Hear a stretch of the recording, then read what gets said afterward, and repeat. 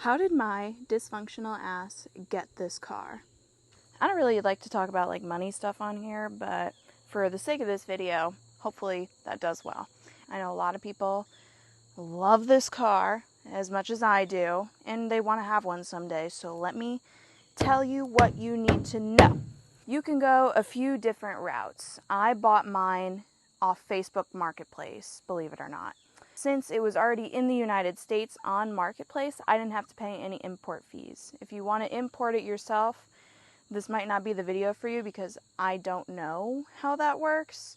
But all I know is if you're going to register it to the specific state you're in, you need to have her papers, basically. I make a decent amount of money, and this car is way cheaper than you think.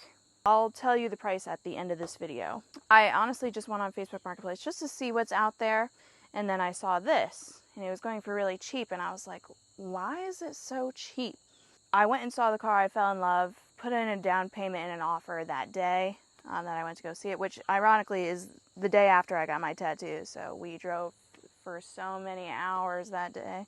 When you're buying an import vehicle, it doesn't even have to be a Skyline. Anything that is not from the United States, you might have a little bit of trouble.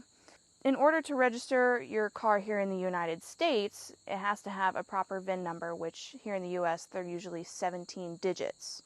Now, for an import like this car, they don't have a VIN number. They have something that's called a chassis number. This car has a 10-digit chassis number engraved on the car. When I registered it to the DMV, they said, hey, just take a picture of the VIN number or the chassis number to verify that that's what it is, and we'll just mark it as a special condition. And I was able to register it that way. Everybody might not be the same, but that's how it worked for me in New York State. So it was already registered to Massachusetts, so I didn't need like the papers or anything. So it was already here, it was in the system.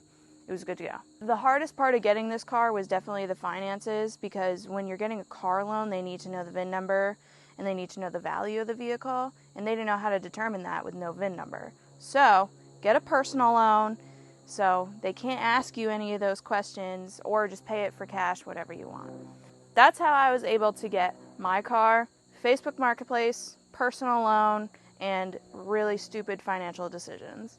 But the grand total for my Nissan R34 1998 Skyline was a whopping $23,000. Now you know. Go get yourself a Skyline.